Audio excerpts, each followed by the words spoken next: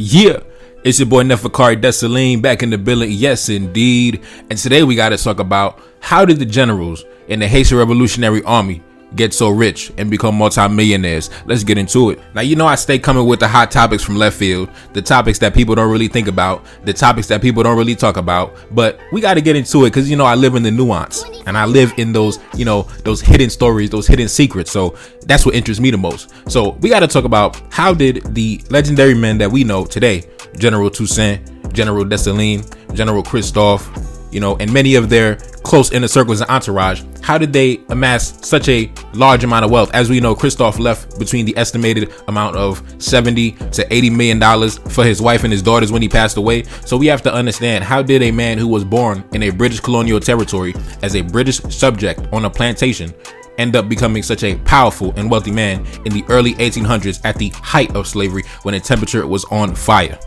As we know, when General Toussaint was captured and abducted in 1802, his family, his wife and his children were also abducted and taken to prison. His wife was tortured for months and months, lost over 100 pounds, broke many bones because they were trying to find out where the treasure was buried. They know Toussaint had bread. They know Toussaint had millions. They wanted to know, where was the stash houses? Where was the millions at? Where was the bank accounts? Was it buried in the mountains? Was it buried in some property around the island? They wanted to know, and they tortured that woman damn near to death to find out where Toussaint had his buried treasure.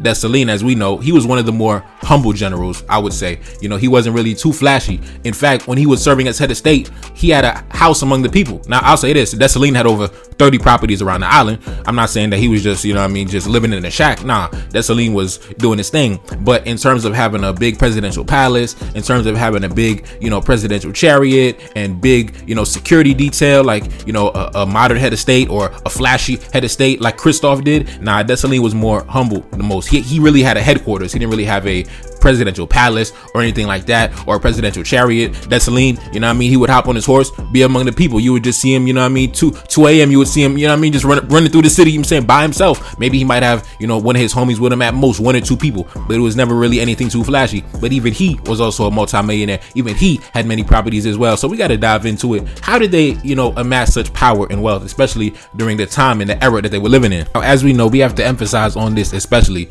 the colony of Saint-Domingue, pre-colonial Haiti, the richest colony on the planet, equivalent to the United States today. So when you have to think of the context of the Haitian Revolution, you have to think of it in terms of the wealth and power of something equivalent to the modern American state, the modern United States, in terms of wealth and power.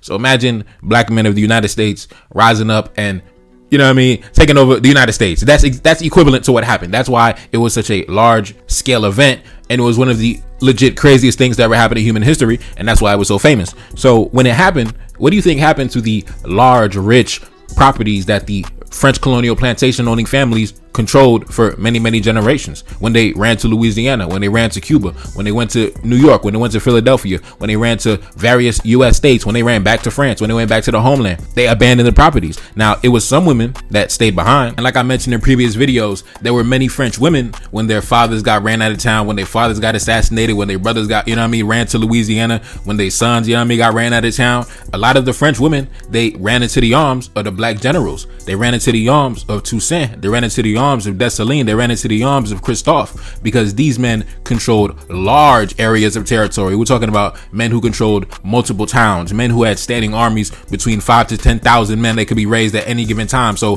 the power that these men wielded at many points in the revolution, a lot of them French women basically was like, man, listen, all that racism and slavery, that was all my brothers and my fathers. I don't even believe in that. You know, I really like black men. You know, that's how a lot of them French women was acting. And a lot of these women were in control of large estates, large plantations that have been in the family for generations and generations. So a lot of these properties ended up into the hands of the Haitian generals that was smashing on these French wealthy elite women. And aside from that, many properties were also abandoned. So it was nothing for Dessalines and Christophe to send a man, or even one of the lower ranking generals who we might not know their name, to just occupy territory, to just walk in and just set up shop. That's also how large amounts of territory got swallowed up by the generals. Property acquisition was one of the main drivers of wealth during the Haitian Revolution. That was the craziest wealth transfer, I would say, in history. Another way that the generals acquired large amounts of wealth in a very short time was when the French got ran out and the black generals assumed power in the mid 1790s. The ports were now vacant. So now we had to occupy the port. So if you were in control of a town like Cap Haitien up north, like Christophe, he was in control of the port at Cap Haitien. If you were in control of the ports down south like General Andre Rigaud, then you were in control of the ports down at Jacmel, down at Okai. You know what I mean? So when you are in control of the ports, everything coming in, coming out is under your oversight. And the money touching down, it goes into your pockets first before you bring it down to the state and pay your taxes.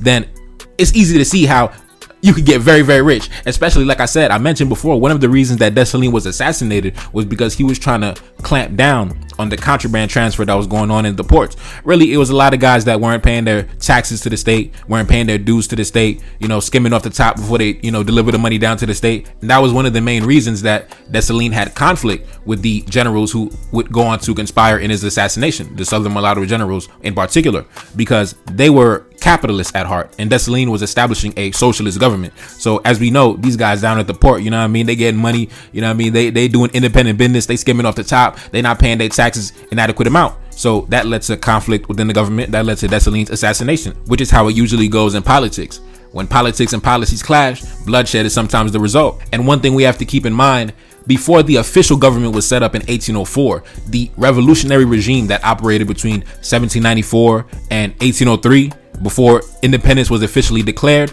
it was something of a federal government and sovereign state, similar to how it is in the United States. So you would have Christophe, who would be the commander-in-chief of Cap Haitien up north, and he would control his town, he would control everything within his town, he would be the sovereign of that area, and he would control the ports coming in and out, and he would be able to, skim off the top, put something in his pocket to keep his army up north fed. So everything is tip-top shape. So in case the French run down, we don't got no problems. Everybody is in control of their own sovereign territory. So when Dessalines came into power and he shifted that independent model to a more state centralized socialist model, then of course, as we know, the generals that's been operating at the ports for, many years, getting their money, getting their bread, and now everything has to be delivered to the state. Everything is now under the control of the state. You could see how this could cause conflict. Now, the reason why Christophe ended up becoming the wealthiest of all the generals and possibly the wealthiest Haitian of all time is that when the revolution broke out, when he was around 23, 24 years old, he was already a free man. He already was employed. He was already doing business. He already had his own business. He was already buying and selling around the border between the Dominican Republic and Haiti. He already had money in his pocket. He already had status on the island. He was one of the only free blacks among the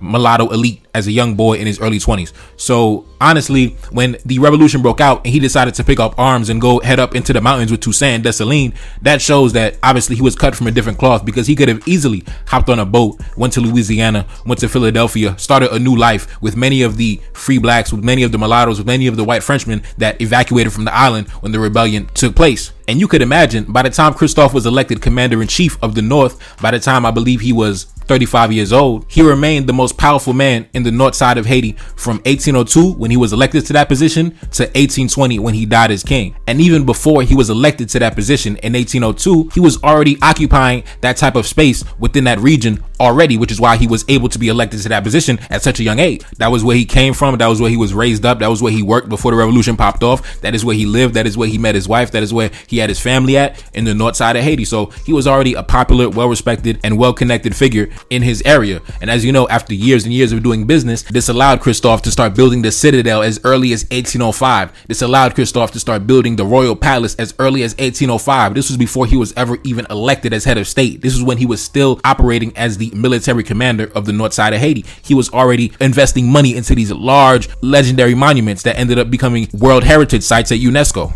And Christophe, like I mentioned before, because he came from the social class of the free blacks, he was one of the more flashy generals. In fact, there's a story that goes when Dessalines was elected head of state. Dessalines, he just wanted to ride into town on his horse like a general. But then Christophe was like, bro, you a head of state, bro. We got to get the golden chariot. You know what I mean? We got to have the, the brand new horse. Christophe was the horse plug since he was like early 20s. Like I said, he was buying and selling horses, buying and selling cattle, meat all up on the border of the Dominican Republic and Haiti. So Christophe was like, bro, we not regular civilians no more, bro. We generals now, bro. We heads of state now, bro. We got our own land now, bro. You can't just come in on a horse like you a regular pedestrian. Christophe was like, bro, don't even worry about it. I'm gonna hold you down. We're gonna come in with the golden chariot. We're gonna stun on them, with the gold rims, Christophe was like, we gotta do it big. We gotta do it major, baby. So Christophe, as you know, when he had this spirit on him, of course, Christophe would build the legendary palace, the legendary church, the chapel, the chateaus, it was just, Christophe was doing the damn thing. Like I said, there was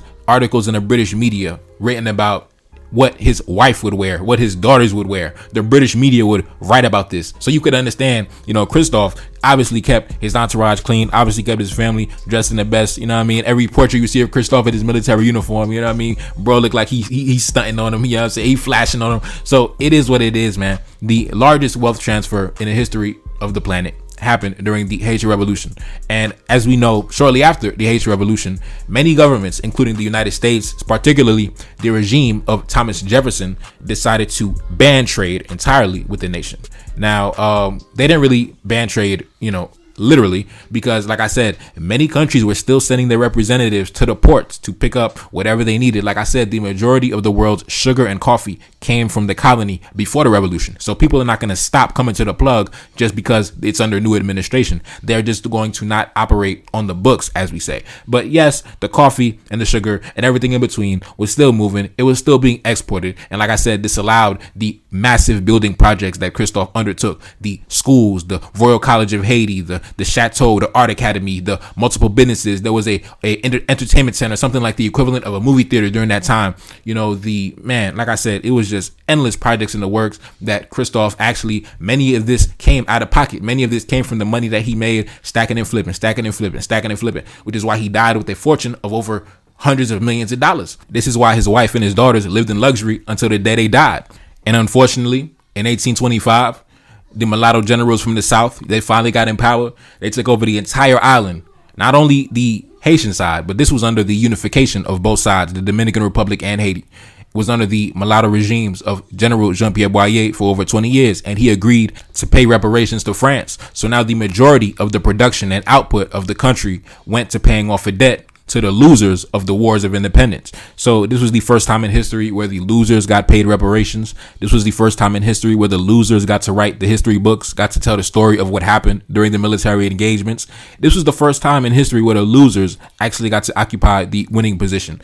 And unfortunately, like I said, these were the sons of the French colonists. These were the mulatto generals from the South who, like I said, they had a kinship. They had a bond, they had a relationship with the French colonists that got ran out of town. And many of them did not have the same connection to the slave plantations, the sugarcane plantations. They did not come from that. So, of course, like I said, unfortunately, they made that deal and it's been a downhill slide ever since then. But prior to that, the wealth, the splendor, the economic prosperity that was known as the colony of Saint-Domingue, it knew no other competition. There was no competition during that time. And it's because of that the generals were able to acquire large amounts of wealth. And of course, on this video, I focus mainly on the generals that came from slavery. But of course, we have to acknowledge the mulatto generals that came from wealthy families going back generations, like down south, General Andre Rigaud, who came from a wealthy elite French father who passed down property to him. And he ended up becoming the most powerful man in the South prior to being ran out during the 1799 War of Knives, the Civil War between the black generals and the mulatto generals. So yes,